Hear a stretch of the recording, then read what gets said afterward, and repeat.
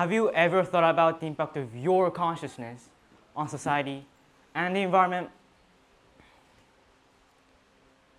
We are all aware of the big problems these days, such as poverty, climate change, human rights abuses, and other issues. What if I told you that all of these problems start from our, oh wait, I forgot to change. Stressful state, a disconnected state of consciousness. You might be wondering, that's not true, or how? But let me take you on a journey, and many questions or doubts you may have right now will be cleared up by the end of my presentation. 6 months ago, when I started thinking about my quest idea, I was struggling to come up with an idea for a project that interested me. I was also researching the issues happening in the world. I came across a UNICEF website that said, every 5 minutes, one child dies from violence. And the Ellen MacArthur Foundation said, by 2050, there could be more plastic than fish in the ocean. I heard a lot like this. Even though it might be true, the more I looked into it, the bigger the problem seemed, the more overwhelmed I became, and I had no idea what to do. I felt small, anxious, and helpless in the face of these big world problems.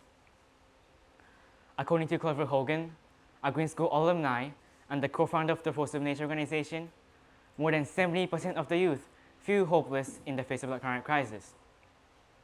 And at that moment, when I read that, I realized I was not the only one, even though I still had no idea what to do about it. In January, I volunteered at an organization in India called Loka Foundation, hoping to get some ideas from our project. And from this experience, my entire viewpoint changed. Let me tell you a little bit about Loka. At this organization, one of the many things this organization does is they work to transform poor villages into sustainable villages.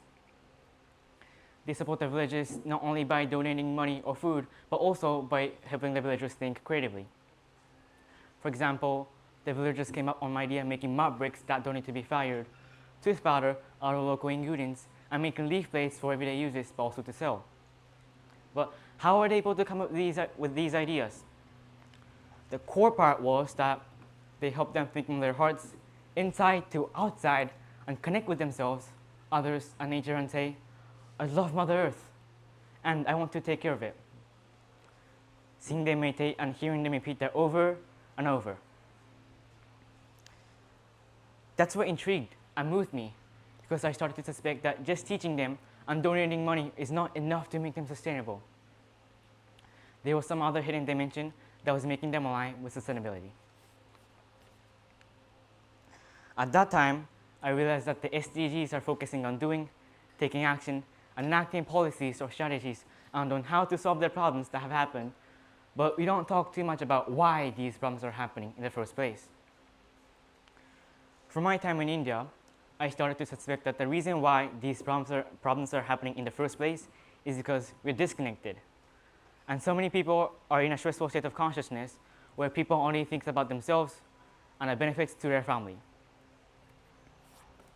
For example, one of the causes of poverty is the disconnection between company president and employees.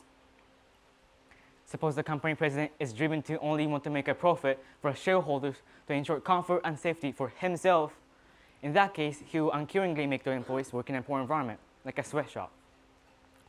Moreover, if a person only wants to live a convenient life for themselves, a person unknowingly, uncaringly, or without thinking acts in a way that are not environmentally friendly, like flying on the globe to take holidays, going out to dinner a lot in restaurants with imported foods that taste like home, buying excessively wrapped in plastic, creating more trash, buying clothes that you're only going to wear once a year, driving a bigger, safer car, polluting the air, the ocean. Sounds familiar? Whenever a person has some beliefs or values that they think are definitely right and are self-centered, it will clash with the beliefs of others and cause problems like conflicts over who controls energy, oil, water, and land. All that is ultimately caused by humans' disconnected, stressful state of consciousness. Action is necessary, but we also need to consider the inner state of consciousness when taking action. That is why, without the being and the doing working at the same time, we cannot move in the direction of making the world's problems better. So let's look into the being part of connecting with ourselves. I'm sure you've all heard about the different waveforms in our brains, but allow me to run a brief recap. When the brain is in a beta wave state, a frequency of high thought noise, the state most of us go through our daily lives in, it will not allow us to focus internally. It also tends to be that we easily feel stress, our sensation of self becomes stronger, also our self-comparison and competition increases, and we tend to become more self-centered.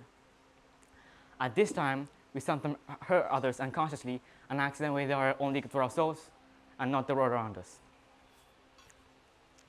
On the other hand, when we are in a state of alpha waves or lower frequency, as is commonly found in people meditating, our brain is calmer and present.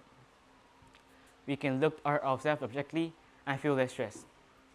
The sense of self-centeredness is weakened, and it is easier to feel connected with others. The more we are in a state of alpha waves, the more we will stop hurting others or the environment, and the more we will start making the world a better place. This brings me back to a volunteer work I did in India, and how the people there meditated on a regular basis. When I was calm and connected with the children I was working with, the anxiety about the quest disappeared, and the answer I was looking for was right there. I was so inspired by the effect that meditation was having there on the community there. So I decided to introduce meditation to my own life. I meditated for 15 minutes every day over 3 months. As I continued, I became more connected with myself, and I began to feel many positive effects. I was calmer, less stressed, more present, more connected, more focused, and deal with problems instead of running away from them. I felt excited to check if this could work equally well for others. I wanted to share this experience and let everyone know the power of meditation. So I decided to hold a meditation session in Bali, and I did, and a total of 21 people came. Some people were too busy doing something else that was more important. Even though I only had a few meditation sessions, more than 2/3 of the people said it felt good, felt calm, relaxed their body, and they even felt happier. Meditation changes our brain waves. Instead of focusing on being, it helps us focusing on instead of focusing on doing, it helps us focusing on being. Meditation activates alpha waves, and alpha waves truly make us be truly connected, and from here we can really start and act towards a better world. Still can't believe it? Then let me take you to a tiny experience of meditation. Please close your eyes. It is safe for you to close your eyes. Inhale and exhale. Deep and slow. With every exhale, raise the edges of your lips into a gentle smile. Inhale. Exhale. Inhale. Exhale. Inhale. Exhale. Broaden your smile. Take a deep breath and slowly open your eyes.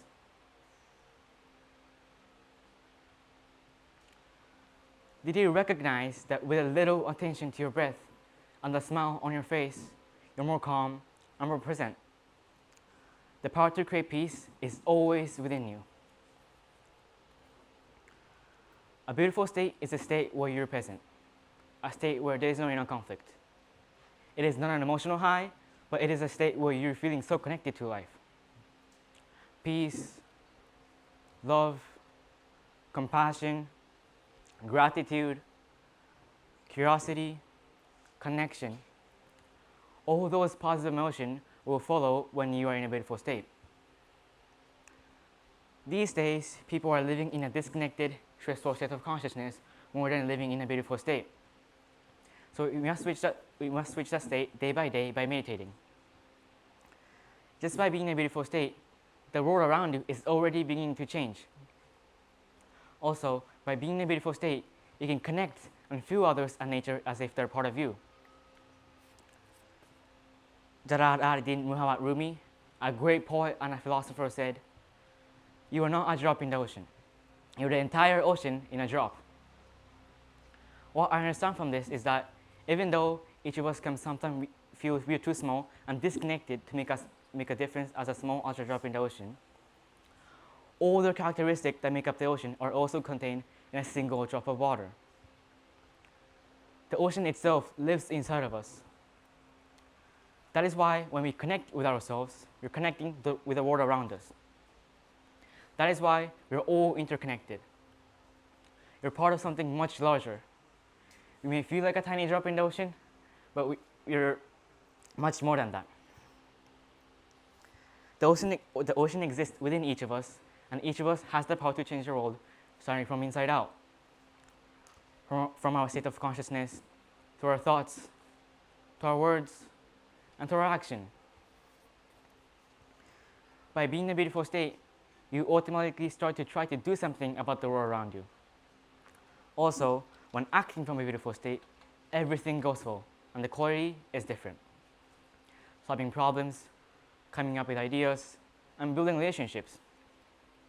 For example, when you do a beach cleanup from a disconnected, stressful state of consciousness, wondering, why do I need to do this? Why people throw this trash? Who's throwing this trash? Or doing a beach cleanup from a beautiful state of consciousness and saying that I love seeing clean beaches from a place of love and passion. Which one do you think is better? The beautiful state, right? They're doing the exact same thing, but the quality is different. If you take action from a beautiful state, people will come to you to support in some kind of way, and good things happen. Let's take action on the world's problems. Yes, but not from a place of stress or anxiety. Let's start from a beautiful state which we have cultivated within and resonate outward. From this project, I would like you to remember that you already have the magical superpower that you don't even need to learn. All we have to do is just pause, relax, and breathe. By getting yourself into a beautiful state, you're already affecting the world in a positive way.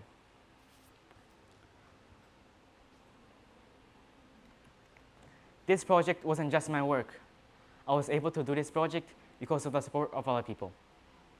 I especially would like to thank local foundation volunteers who supported me, Park Francis, who was my mentor, Bubella, Ibulora, and Ibanji, other quiz teachers, my friends, and my family who helped come up with an idea and supported me. Thank you.